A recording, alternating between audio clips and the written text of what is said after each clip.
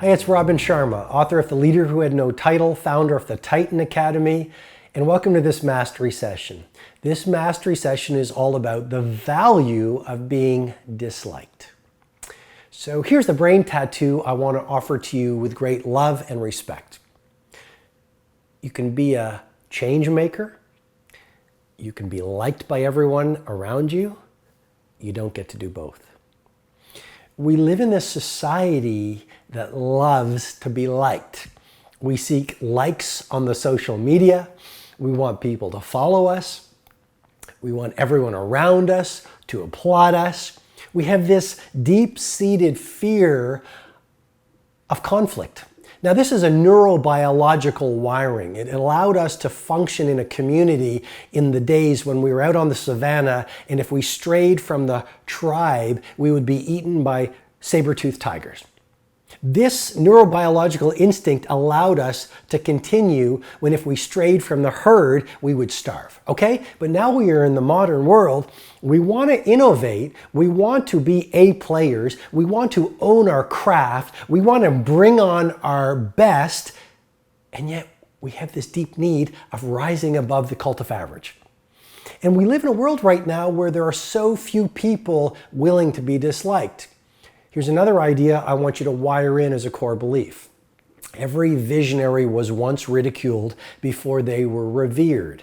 I'm going to repeat that again because I believe it's so important for you as an A player. Every visionary was initially ridiculed before they were revered. I mean, let's look at someone like an Elon Musk or a Steve Jobs or a Vincent van Gogh or an Edison or a Jonas Salk or a Henry Ford or the creator of Amazon or Google, or we could just go on. And anything that has moved the needle in society came from a brain of a person who was initially laughed at. I mean, the impossible is generally the untried. But here's the thing. When you are a visionary, you have these brave ambitions, you get this incredible idea, your instinct says, this is going to make history. And then people start laughing at you. And you start getting ridiculed.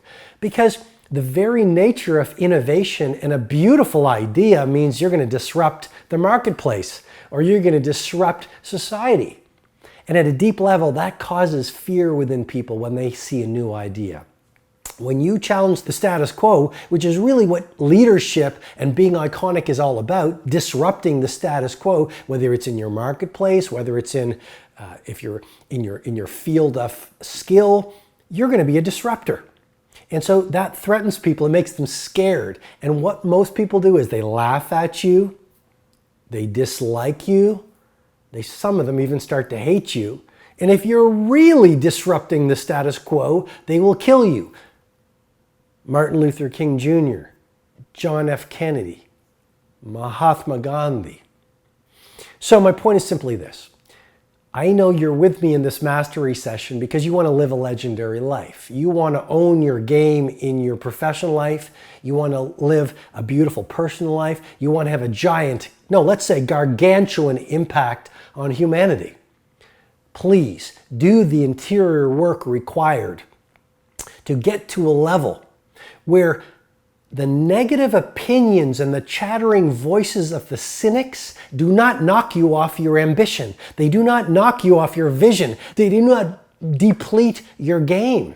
You see, that's the interior capability and capacity that's required from someone who wants to really be a history maker. You have to be so strong in your own skin that when people dismiss your ideas or they don't understand it or they laugh at you, you simply keep on going until they start to see the brilliance of what you do. I mean, look at a lot of the innovations out there. I mean, look at the inventions out there. At first, no one thought they would amount to anything. They really were ridiculed and laughed at. And now they're ubiquitous. Every one of us use them every single day. When we turn on an electrical switch, we don't sit there and go, wow, that was genius. But even the light bulb, Edison was mocked. He was so misunderstood. But now it's so ubiquitous, so commonplace, we take it for granted. And we don't really see him as a genius. Every visionary is first ridiculed before they are revered. So also remember, related to everything I've shared with you, leadership is a pretty lonely sport. And every great genius, every great producer spent a lot of time alone. And the reality is, you can be part of the majority, you can be busy being busy, you can watch all the TV shows, you can be like everyone else, or you can play in the rare air of world class. But to have the results only 5% of the population have, you must be willing to think, be, and produce in a way that only 5% of the population think, be, and produce. And when you do that, you're going to leave the majority, you'll leave the herd, and you'll be called eccentric. Be okay with being eccentric, because all world changers were eccentric. They were considered strange. They were called weird. They were laughed at. They didn't fit in. But it was worth it. So I hope I've been of value in this mastery session. I hope I've given you some insights deconstructing your journal later tonight before you go to sleep. Please remember, transformation lives in the awareness. As you develop more awareness about what it takes to rise to mastery, outright leadership, becoming a titan of your industry, your behavior starts to match the new awareness. So I wish you all green lights. Thanks for being with me in this mastery session. I hope I've been of use. I'll talk to you soon.